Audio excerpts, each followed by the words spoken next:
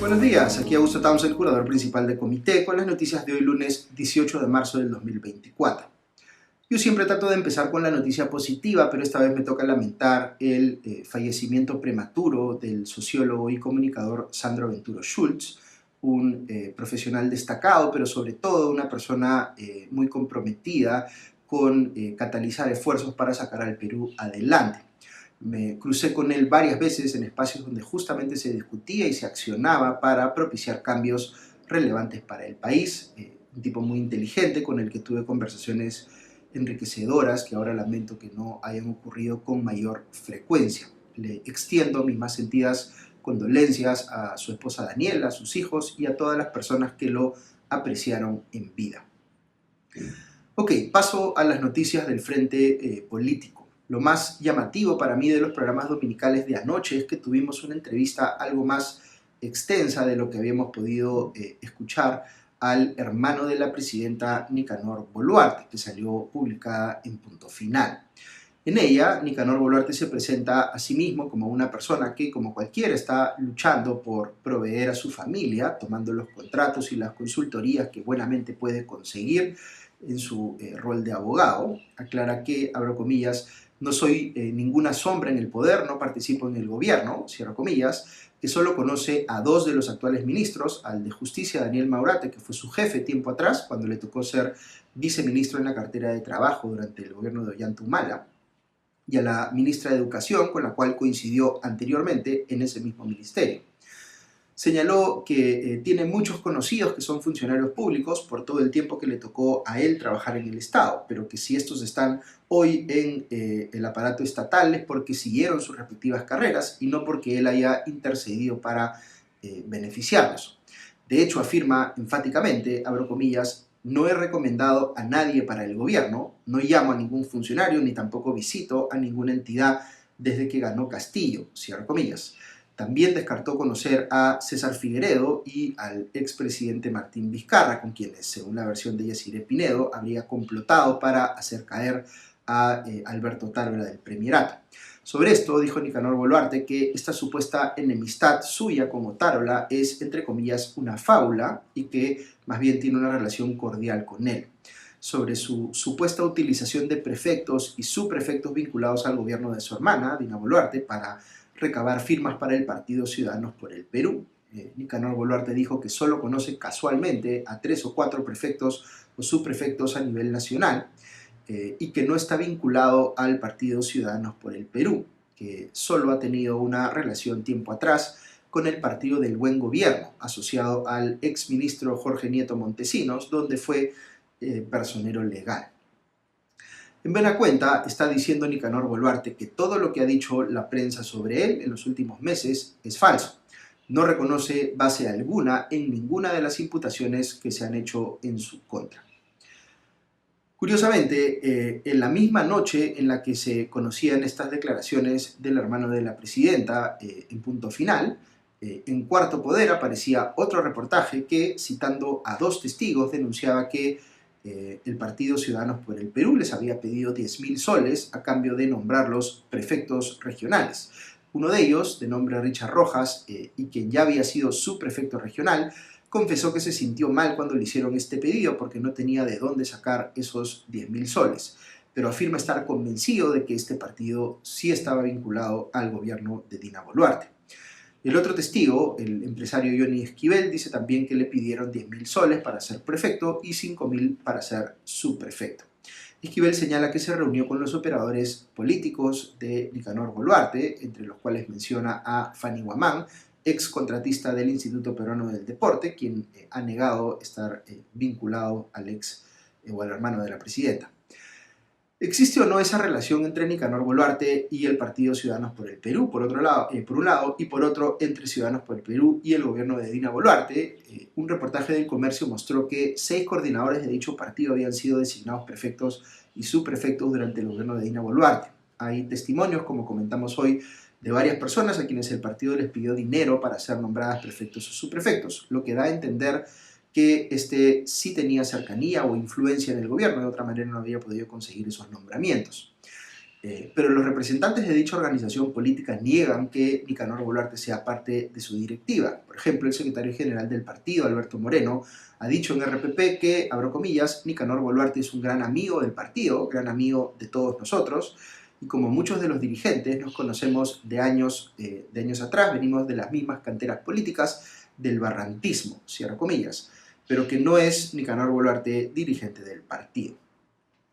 ¿Cómo interpretamos esto? Si Nicanor Boluarte no estuviera diciendo la verdad, parece que ha querido asegurarse pues lo que los abogados conocen como negación plausible, es decir, ha mantenido suficiente distancia como para poder decir que no está vinculado con los hechos.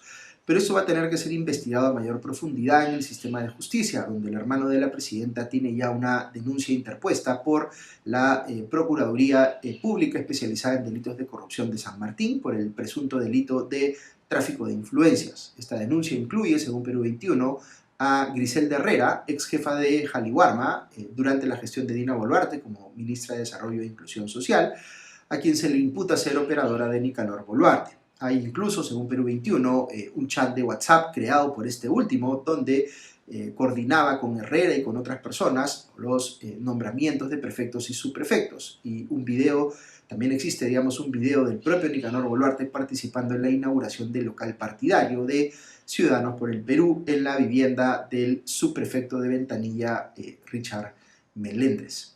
De modo que la Fiscalía va a tener que evaluar toda esta evidencia y otra más que se pueda presentar para determinar si se condice o no con lo que ha dicho Nicanor Boluarte en su defensa, o si más bien demuestra que está mintiendo.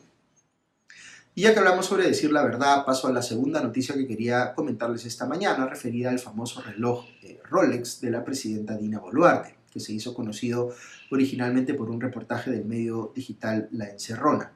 Boluarte quiso minimizar rápidamente esta denuncia diciendo que se trataba de un reloj, entre comillas, de antaño, que había podido conseguir con los frutos de su trabajo previo y que no había razón para discutir tanto sobre este asunto. Pero lo cierto es que sí la hay. Ayer apareció en Cuarto Poder una especialista en relojes Rolex, que es una de las marcas más lujosas y caras de relojes en el mundo, y esta persona, David Zub de Perú Watches, confirmó que el modelo que se le ha visto lucir a Dina Boluarte en sus apariciones públicas no es un modelo, entre comillas, de antaño, sino uno bastante reciente, de fabricación posterior al 2020, y que tiene un precio muy alto, estimado en más de $14.000, porque el reloj lleva 2 diamantes. Estos artículos son considerados pues como joyas, estos relojes tan lujosos, y por tanto se venden con una tarjeta de propiedad personal. Solo hay un distribuidor en el Perú, según el especialista, así que se podría o se debería poder averiguar quién lo compró. Aquí la presidenta Boluarte parece haber mentido sobre cuándo entró en posesión de ese reloj. Queda claro que no es un artículo, entre comillas, de antaño, como ella dice, y que además pudo haber cometido ella una infracción al no transparentarlo en su declaración de bienes al entrar a la presidencia. Pero esto da pie a otras preguntas más relevantes. Por ejemplo, ¿quién pagó los $14.000 que se estima que costó ese reloj? Si los pagó ella, ¿cómo sustenta haber tenido pues los ingresos necesarios para darse un lujo como este valorizado en $14.000? Son poquísimas las personas en el Perú que pueden darse un lujo de esta naturaleza. Y si no lo pagó ella, ¿quién se lo regaló y con qué interés? No puedo afirmar pues, que sea el caso porque todavía no tenemos evidencia concluyente, pero es importante considerar que un soborno puede ser pagado en efectivo o en especie. Y por tanto, cuando un político, sea Dina Boluarte o cualquier otro, aparece con un artículo tan valioso como este, que la persona no termina de explicar bien cómo adquirió, pues es inevitable que uno se pregunte si pudo ser en efecto un intento de soborno hecho por alguien más. Esta sospecha es completamente válida, tratándose de alguien con el poder que tiene quien ejerce la presidencia de la República, y por tanto resulta completamente justificado pedirle a esa persona las explicaciones del caso. Si las tiene, en buena hora, porque si no, podríamos estar en un escenario bien complicado para Dina Boluarte.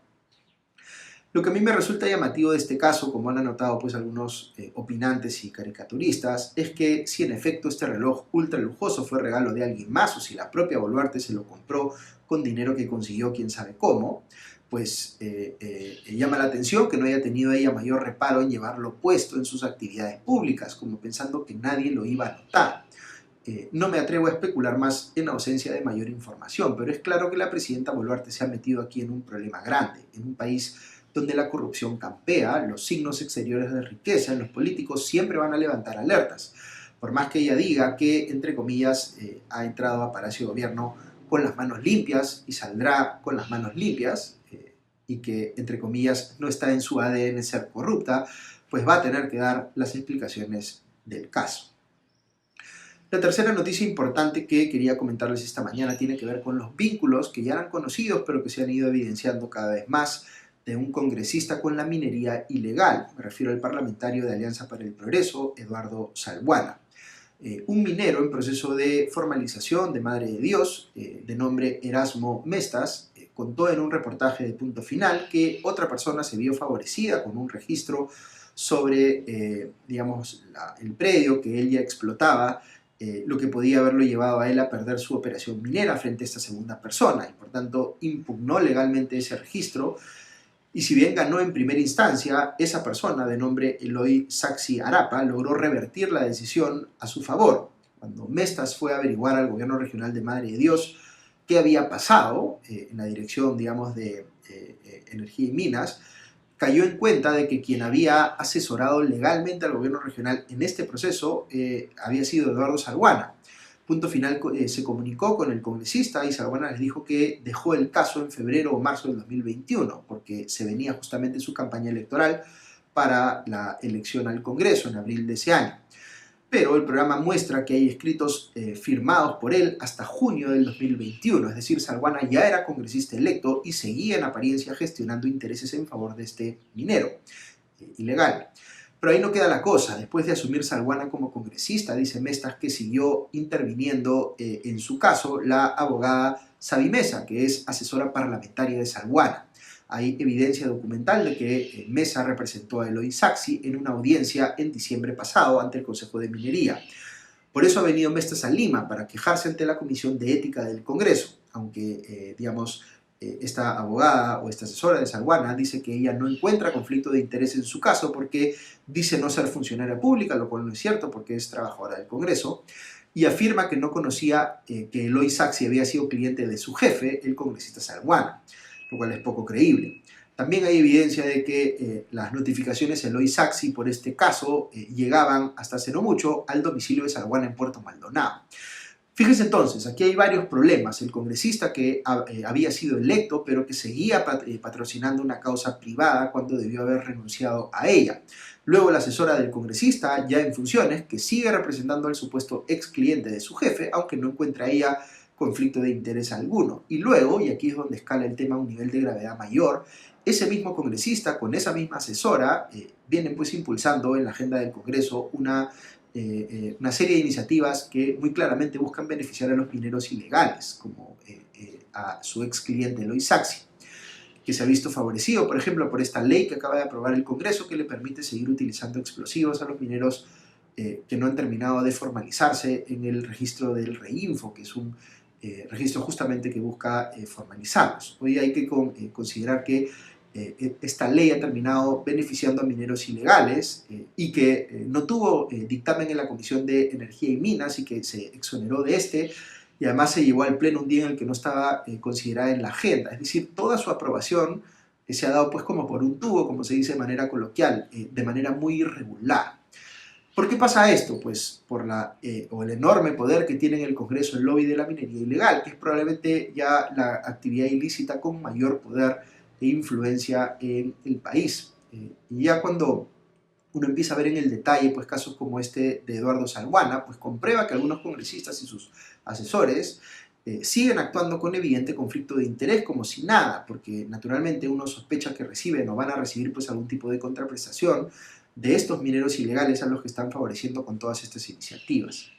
La minería ilegal literalmente está destruyendo ecosistemas en todo el país y, si me permiten aquí una opinión personal, no puede permitirse pues que este lobby que ejecutan o implementan congresistas como Eduardo Salbuana siga siendo tan exitoso en controlar las decisiones del Congreso como lo ha venido siendo hasta ahora. Ok, algunos temas más que menciono al paso. El primer ministro Gustavo Adriancén empezará desde el martes de esta semana una ronda de reuniones con distintas bancadas parlamentarias. Arranca el martes con Renovación Popular y Fuerza Popular. Las únicas bancadas que hasta el momento no le han confirmado reuniones son la de Cambio Democrático y la de Perú Libre.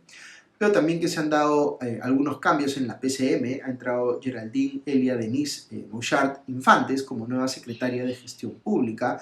También veo que ha renunciado Alexandra Ames a la Secretaría de Gestión Social y Diálogo, aunque todavía no veo que haya nombrado la PCM a su reemplazo. En Perú 21 había una nota titulada, abro comillas, Yaciré Pinedo lo entrega todo, cierro comillas, pero la nota en sí no entregaba nada más allá de lo que ya se conoce que ha dicho esta persona. Parece que estaba más interesados en la sesión fotográfica con ella en el diario que en la información que le ha entregado la Fiscalía, pero sabemos que ha entregado su teléfono y otra evidencia para que la Fiscalía pueda indagar más en este caso, que todavía no queda claro digamos, qué fue lo que pasó, si hubo o no complot contra Otárola o si están involucrados, pues César Figueredo y Martín Vizcarra, que son socios en un nuevo partido, o el hermano de la presidenta Nicanor Boluarte, como hemos dicho. Así que ya nos iremos enterando más cuando la Fiscalía transparente un poco la información que le ha entregado Yaciré Pinedo. Ok, eso es todo por hoy, que tengan un buen día y una buena semana, y ya nos escuchamos pronto. Adiós.